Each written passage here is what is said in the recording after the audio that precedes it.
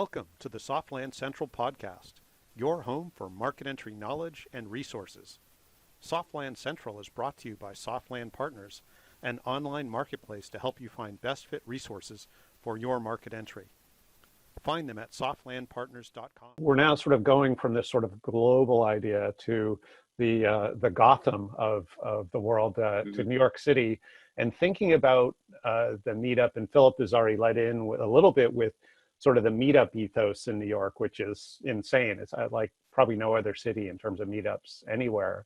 So, thinking about the New York meetup, what do you hope for that? What would you like to see if we played the movie forward, 3 months, 6 months? Right now we're, just from a timing standpoint, we're in a virtual way because of the coronavirus. Obviously, we'll hopefully get to in person before too long. But what do you hope for it? And Alice, maybe starting with you, what would you like to see happen specifically in New York with the New York meetup in terms of building that community? Yeah, I mean, I really would love for it to become a regular, routinized part of people's lives. I think that when a community feels central to your life, it becomes something that is living and breathing on its own, and really allows people to develop those relationships that are ultimately going to mean the success of Softland Partners. So I'd really love for it to be a monthly event. I'd really love for people to come and see it as not only a place where they can meet others and get referrals, but certainly where they can be a resource. And I think we've already seen that in just our first meeting, how many resources people brought to the table, how many offers, how much people are emailing each other after the group and inviting each other to coffees. So I'd really love for it to have that kind of robust relationship-based community. So where people are not only coming to the monthly meetups, but meeting outside of that, thinking about how they can help each other and really developing that trust that allows you to make a referral in such a way that it's positive for all three parties, right? The person giving it, the person receiving it, and the person receiving the ultimate service. So I in a year from now, I'd love to see us have more members in that group. I think our first meetup had 25 people. I'd love to get us up to, somewhere between 50 and 100. I'd love to come into the room and see people laughing and joking with each other and talking about other events they went to together, referrals they passed, or a great coffee they had, or maybe they had an extra ticket to a game or to a theater show and they took each other. I really want it to feel like a rich and warm community. But ultimately, I want to also be seeing, additional opportunities coming out of this group. I know, Bill, there's already ideas for a speakers bureau. There's ideas for maybe interchapter events between multiple cities. There's ideas of having, meetups associated with other conferences that come to town once we get back out into the world and out of our homes.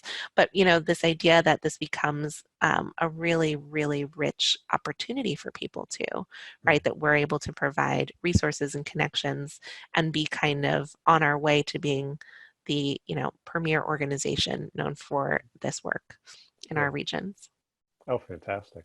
Yeah, and I probably even should have mentioned too to folks, and helping set you up a little bit, Alice, that at the first meetup we had, and this was really our target, was to have not just the service providers, everything from the IP attorneys to the staffing professionals to different types of services, but we also had several trade organizations represented. What do we have? Hungary, we had Australia. I think there were a few others that were represented as well. And that's really the goal, is to have these meetups, at least at first, be that meeting of the trade professionals, be they government or industry, and also the various market entry service providers. But and Philip, you were again sort of an early advocate of the meetups. So what's your thought? What's your hope for the New York meetup? What would you like to see it become?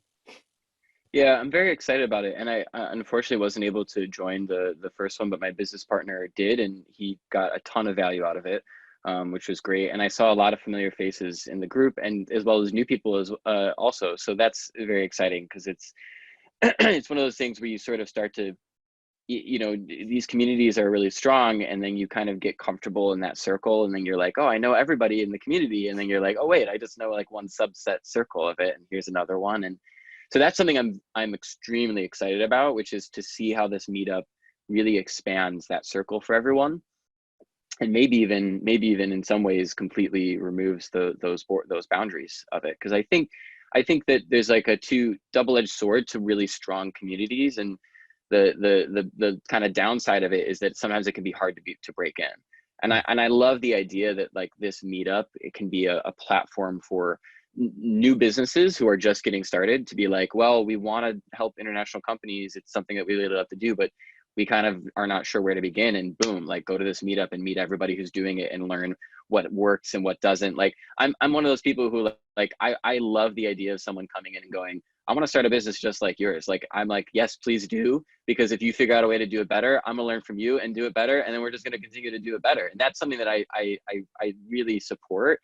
I also am excited about the idea of the collaboration. Because I think, you know, like what Alice is saying, not only is it like, oh, well, I don't know how to do that, so I can connect you up over here, but there's certain like strong complements, I think, with certain business models. I mean, I even think like, so we do a lot of like online business development and outreach, and Meet focuses primarily on doing trades and expos, right?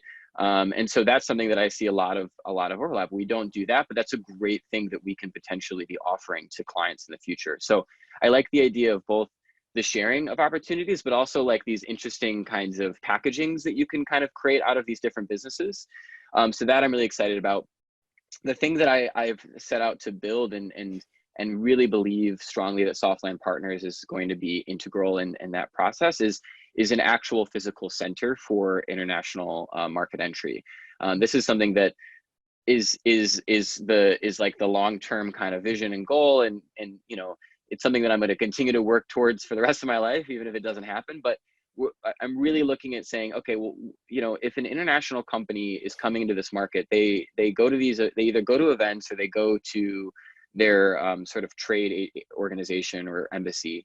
But there's no like center that centralizes that all together in some way, shape, or form. And I think this is the best way to start building upon some kind of brick and mortar idea, is to actually like fill a space with people and say, okay, well, if you have the people, then the space is something that just becomes ancillary. So that's something I'm really excited about seeing start to get fleshed out through this process. Oh, that's cool. That's cool.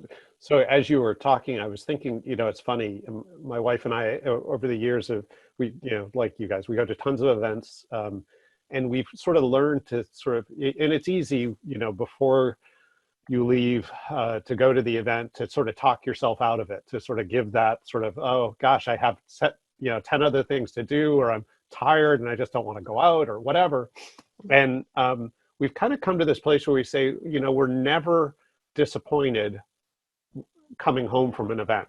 And so, you know, just sort of remembering, and as you were talking about this sort of your vision, Philip, it just sort of reminded me of that, and that sort of idea that you just get off your ass and get out, because you'll be really pleased at the people you meet. But it's hard, and we all have a variety of priorities, and we all have probably operate on less sleep than we should, and all those things.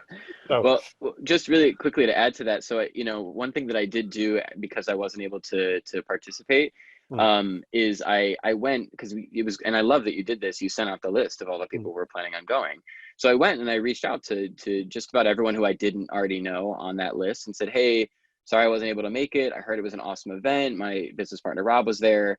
Love to stay in touch, and I have several calls lined up for the next couple of weeks. So that just shows that like you know, these people are ready to collaborate, are ready to connect and learn from one another. awesome. That's brilliant. Cool.